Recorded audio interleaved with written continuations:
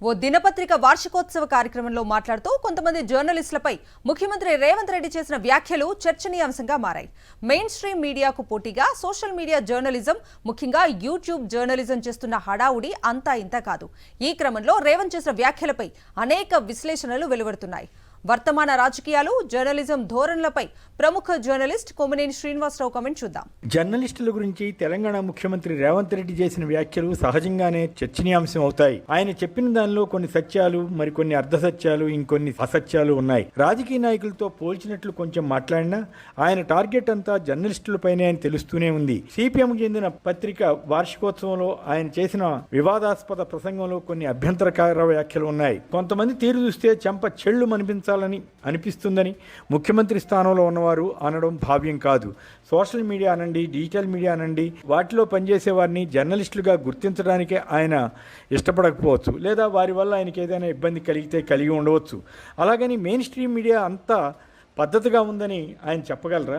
లోపాలు ఎక్కడైనా ఉండవచ్చు. ప్రముఖ పత్రికలు, టీవీ ఛానళ్లు కొన్ని చేస్తున్న అసత్య ప్రచారాలు, వాటి యజమానులు కొందరు చేసే పైరవీలు, రాజకీయ బ్రోకరేజాలు రేవంత్కు తెలియనివి అనుకుంటే పొరపాటే. వారిలో ఒకరిద్దరితో ఆయనకు చాలా సన్నిహిత సంబంధాలు ఉన్నాయని అంటారు. వారు చెప్పిన మాట జవదాటని కూడా కొంతమంది వ్యాఖ్యానిస్తుంటారు. అలాంటి వారిలో సత్యసంధత రేవంత్కు కనిపిస్తోందా అని ఎవరైనా అడిగితే ఏమని సమాధానం ఇస్తారు? ప్రధాన మీడియా ఇవ్వని అనేక విశ్లేషణలు, ముఖ్యమైన వార్తా కథనాలను డిజిటల్ మీడియా ఇస్తోందన్న సంగతి ఒప్పుకోవాలి. రేవంత్తో సహా పలువురు రాజకీయవేత్తలు డిజిటల్ మీడియాను పూర్తిగా వాడుకుంటున్నారు.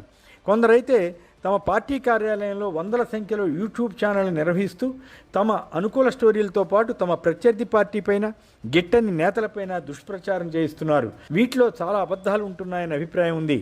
సాధారణ జర్నలిస్టులు నిర్వహించే యూట్యూబ్ ఛానళ్ల కన్నా కొన్ని రాజకీయ పక్షాలు నడిపే ఛానళ్లే సమాజానికి హానికరంగా మారాయన్న భావన ఉంది. దాని గురించి రేవంత్ ఏం చెప్తారో తెలియదు.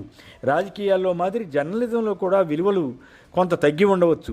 అంతవరకు ఆయన అలా అనడంలో తప్పులేదు. కానీ ఆయన దాడి ఎక్కువ భాగం సోషల్ మీడియా, డిజిటల్ మీడియాపై జరిగింది. 4 ముక్కలు రాయటం రాకపోయినా ప్రతివాడు జర్నలిస్టే అని చెప్పుకుంటున్నాడని ఆయన వ్యాఖ్యానించారు. ఇందులో కొంత నిజం ఉండవచ్చు.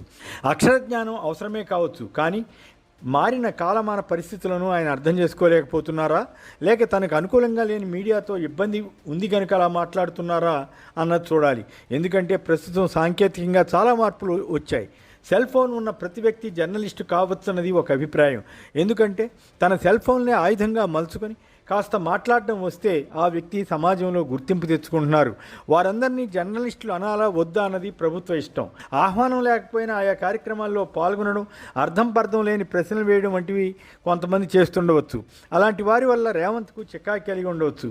కానీ కాళ్ళ మీద కాళ్ళు వేసుకుని కూర్చుంటున్నారు కాబట్టి వారి చెంపపై కొట్టాలనిపిస్తోందని ఎలా అంటారో అర్థం కాదు. జర్నలిస్ట్ అని ఇంటి పేరు మాదిరి తగిలించుకుంటున్నారని రేవంత్ అనడం సబబు కాదు. ఎవరి స్వేచ్ఛ వారిది. రోడ్లపై ఆవారాగా తిరిగేవారు, తిట్లు వచ్చిన వారు జర్నలిస్టులుగా చలామణి అవుతున్నారని అన్నారు. బహుశా రాజకీయాల్లో ఇంచుమించు ఇదే రీతిలో పలువురు వ్యవహరిస్తున్నారన్న విమర్శ ఉంది. రాజకీయాల్లో ఉన్నవారిని ఎవరు నిజమైన నేతో ఎవరు కాదో గుర్తించలేని పరిస్థితి ఉన్నట్టే జర్నలిస్టుల్లో కూడా కొంత ఉండవచ్చు. మరో సంగతి చూద్దాం. కొన్ని పత్రికలు ఒక రాష్ట్రంలో ఒక పార్టీకి, మరో రాష్ట్రంలో ఇంకో పార్టీకి మద్దతు ఇస్తున్నాయి. ఉదాహరణకు ఏపీలో టీడీపీ, జనసేన, బీజేపీ కూటమికి బహిరంగంగా మద్దతు ఇచ్చే ఒక వర్గం మీడియా తెలంగాణకు వచ్చేసరికి కాంగ్రెస్ కు సపోర్ట్ చేస్తోంది. అంతకుముందు ఇదే మీడియాలో ఒక భాగం బీఆర్ఎస్ కు అనుకూలంగా ఉండేది. బీజేపీ కూటమిలోని టీడీపీ ప్రభుత్వానికి తెలంగాణలోని కాంగ్రెస్ ప్రభుత్వం రాజకీయంగా సహకరిస్తోందన్న ప్రచారం ఉంది. ఏపీలో కాంగ్రెస్ కూడా బీజేపీ కూటమికే పరోక్షంగా మద్దతు ఇస్తోందన్న అభిప్రాయం ఉంది. ప్రజలను మోసం చేయకపోతే వారు ఓట్లు వేయరన్న ఫిలాసఫీ కూడా నేతల్లో ఉంది కదా. అమెరికాలో ఒక సందర్భంలో రేవంత్ చేసిన ఆ తరహా వ్యాఖ్యలు ఇప్పటికీ సోషల్ మీడియాలో కనిపిస్తాయి. ఆయన చెప్పింది నిజమే కావచ్చు, కానీ అది మోసం చేయడం అవదా అన్నది పాయింట్. తాను నిజాలు చెప్పకపోవచ్చని, కానీ అబద్ధాలు ఆడనని రేవంత్ అంటున్నారు. దానికి దీనికి పెద్ద తేడా ఉంటుందా?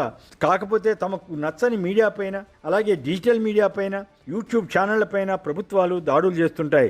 రేవంత్ రెడ్డి కూడా కాంగ్రెస్ అధ్యక్షుడిగా ఉన్నప్పుడు సోషల్ మీడియా, డిజిటల్ మీడియాను బాగా వాడుకున్న వ్యక్తే. ఇప్పుడు దానిపై ఆయనకు ఎందుకు యావగింపు కలిగిందో తెలియదు.